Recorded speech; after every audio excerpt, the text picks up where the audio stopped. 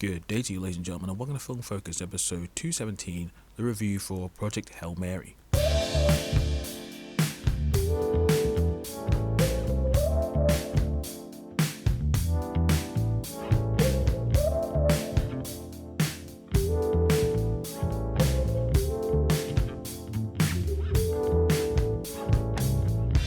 Well, hello there, ladies and gentlemen of the North, South, East, and West, and welcome to another episode of Film Focus.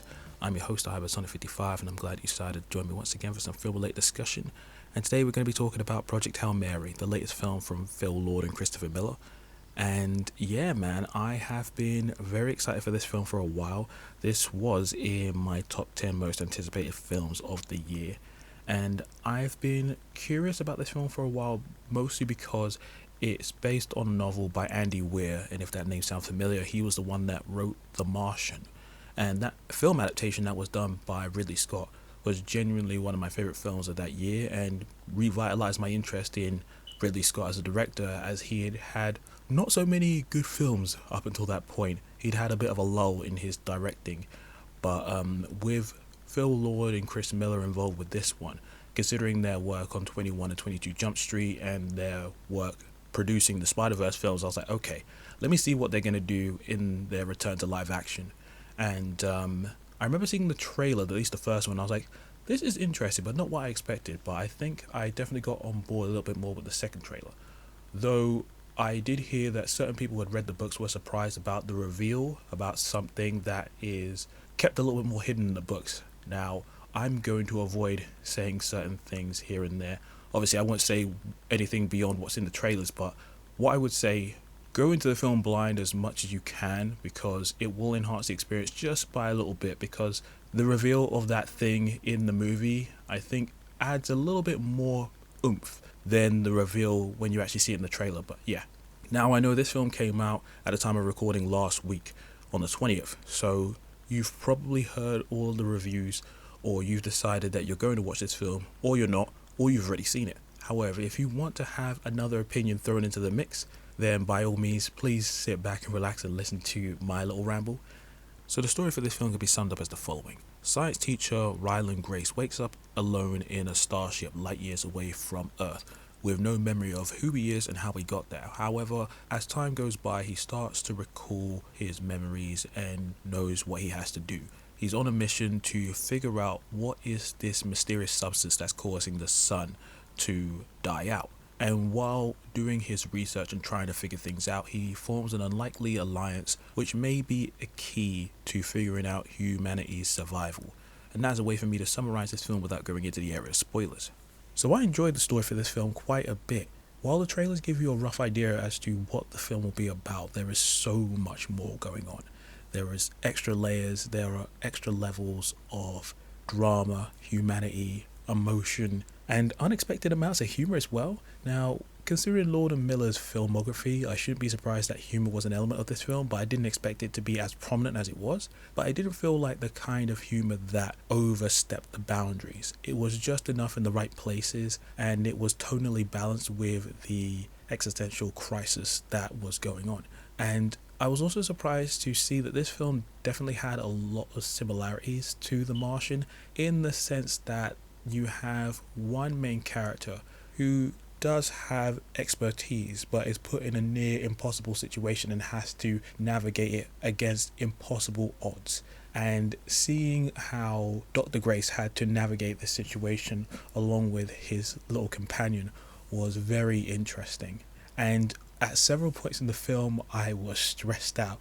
Considering the nature of the adventure that they go on, I couldn't.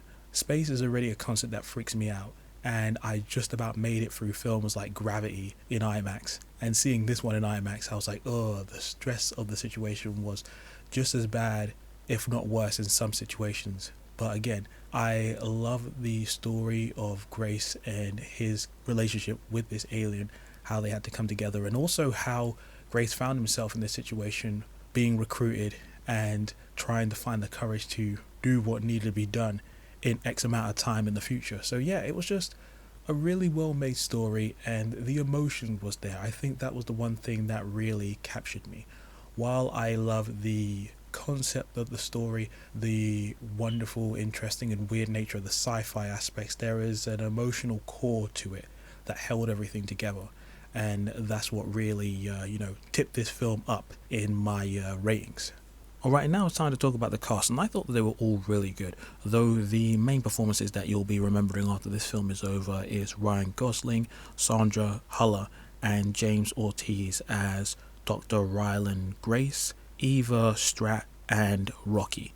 Now, Ryan Gosling, he's great. He does a really good job of being this everyman who finds himself in this situation, who has the smarts but knows that he's in a situation that's much larger than himself. You can see that he goes through all the ranges of emotion that one would find themselves in this situation.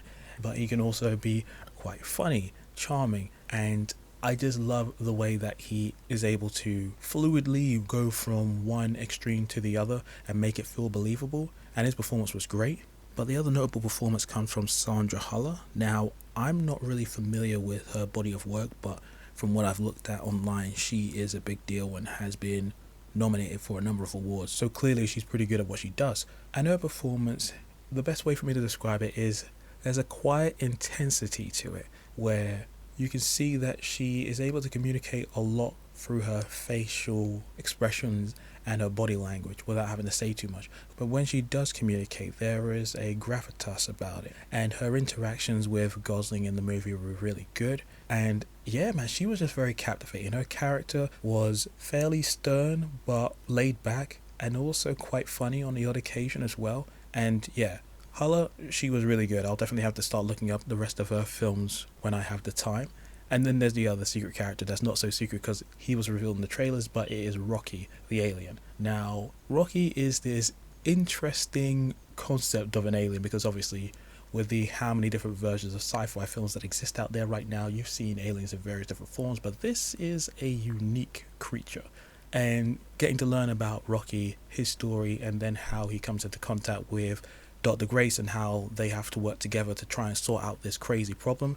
It's surprisingly sweet and funny and very, very interesting. Seeing how they learn to communicate, seeing Rocky in his interesting mannerisms, and James Ortiz did a really good job with the voice work as well. A lot of really good humor comes from that character. And again, the relationship between Dr. Grace and Rocky is key to this entire film working, and it is done very well. And there's one other person I would like to shout out in this film, and that is Carl, who is played by Lionel Boyce. Now, Boyce I really like in The Bear, and I thought he was quite good in this film. He was featured just enough to be memorable, but I feel like with the time that he was on screen, he left an impression, and yeah, he continues to be one of my favourite people to watch whenever he shows up in things. So now it's time to talk about the presentation of this film, and it is pretty darn good. Visually, this film is stunning. The way in which they were able to depict space was both realistic but also fantastical in that right kind of way which rides the line between the two. Obviously, if you've seen a number of sci-fi films, there's various different ways to depict the world of outer space, and obviously because it's so big and vast, we don't really know what's actually out there. But based on the source material and what the filmmakers were able to put into this, it was really good.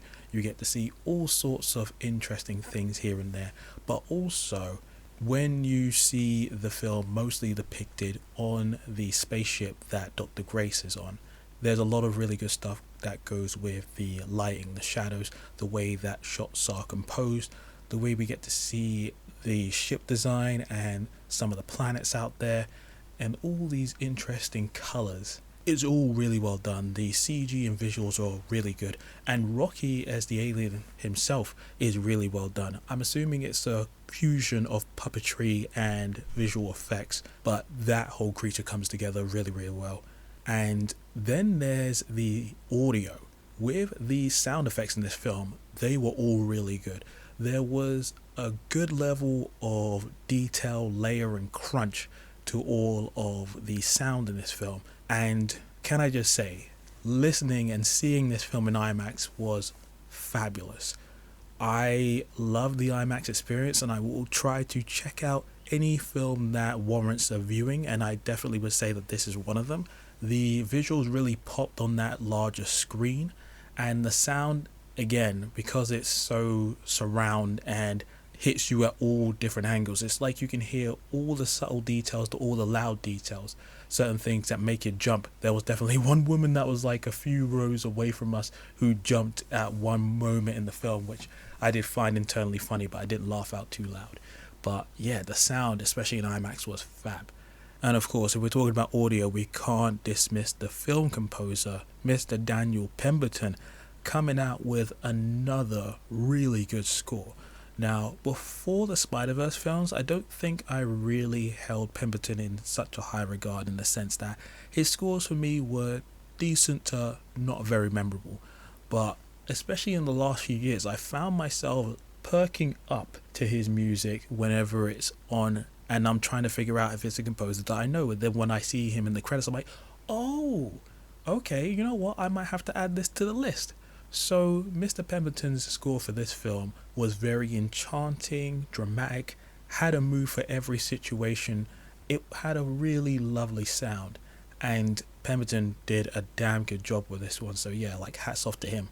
So to conclude, Project Hail Mary is a really good film, and definitely one of the high points of 2026. It is emotionally engaging, has way more layers than you'd expect.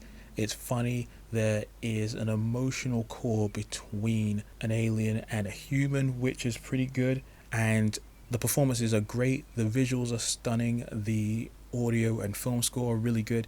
And yet, it's just got a lot more going on than what the trailer suggests. So if you find yourself interested in checking this one out, I would say give it a watch. And yeah, now I turn it over to you. What did you think of the film? Did you like it? Did you dislike it? And how do you feel like it compares to Lord and Miller's previous films? And actually, how do you feel this compares to The Martian? I'm pretty sure I know what the answer is, but I would like to hear your thoughts about it. Anyway, drop in the comment section below or hit me up on Twitter, Instagram, or TikTok, where I'm at Film Focus. Or if you just want to find me, I'm just located on social media as Hyperson55. Be sure to follow, like, subscribe, and join the podcast on whatever podcast platform you listen to this on, whether it be YouTube, Spotify, Apple Podcasts, or SoundCloud. And yeah, I guess that's it for now. Thank you for listening as always, and until the next time, this is the Hyperson55 signing out. Peace.